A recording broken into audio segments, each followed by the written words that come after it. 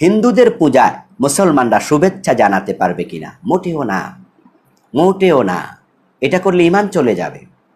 কারণ হিন্দুদের পূজা সুস্পষ্ট শিরিক, এটাকে সমর্থন করলে ঈমান চলে যায়।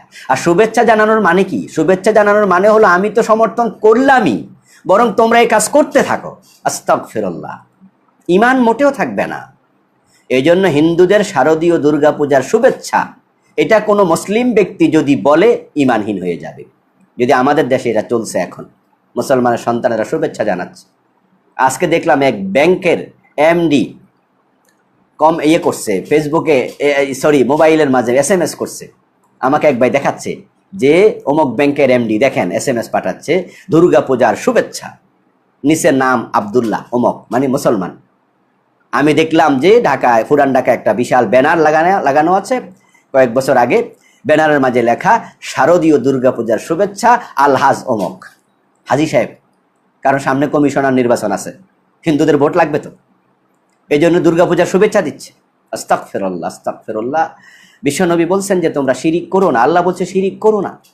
যারা শিরিক করছে দুর্গাপূজা করে, তারা কি জান্নাতের দিকে যাচ্ছে না জাহান্নামের দিকে? আমরা একমত, তারা জাহান্নামের দিকে যাচ্ছে। এটা নাজায়েজ।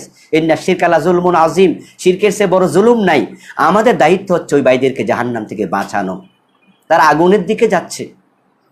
মান ইউশরিক বিল্লাহ, যে ব্যক্তি শিরিক করে আল্লাহর সাথে, কাআন্নামা, সে ব্যক্তি খাররা মিনাস সামা, সে যেন আকাশ থেকে পড়লো, আকাশ থেকে লাফ দিচ্ছে যে শিরিক করছে।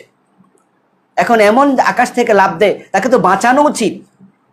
এই জন্য হিন্দু ভাইয়েরা যারা মূর্তি পূজা করছে, আমাদের যদি সুযোগ থাকে তাদের কাছে আমরা দাওয়াত নিয়ে বলবো, ভাই এই মাটির মূর্তির কাছে মাথা নত না করে মাটির মালিকের কাছে মাথা নত করুন, জাহান্নাম থেকে বাঁচুন। এটা না করে আমরা যদি সেখানে যে হাততালি দেই, দুর্গাপূজা মুসলমানের ছেলেরা গিয়া প্রসাদ নিয়ে টানাটানি করে, ওদের হালুয়া রুটি যা আছে, কলা মুড়ি দুধ লইয়া মুসলমানের ছেলেরা টানাটানি করে, ওরা খাইতে পায় না। অথচ মূর্তির সামনে প্রসাদ দেওয়ার পরে সেটা খাওয়া হারাম, সেটা খাওয়া জায়েজই নাই। আর ওখানে গিয়ে হাততালি দিলে, শুভেচ্ছা জানালে সাথে সাথে ঈমানটা চলে যাবে। এই যে দুর্গাপূজা কিন্তু চলছে, তাই মুসলমান ভাইয়েরা সন্তানদের ব্যাপারে সাবধান হন।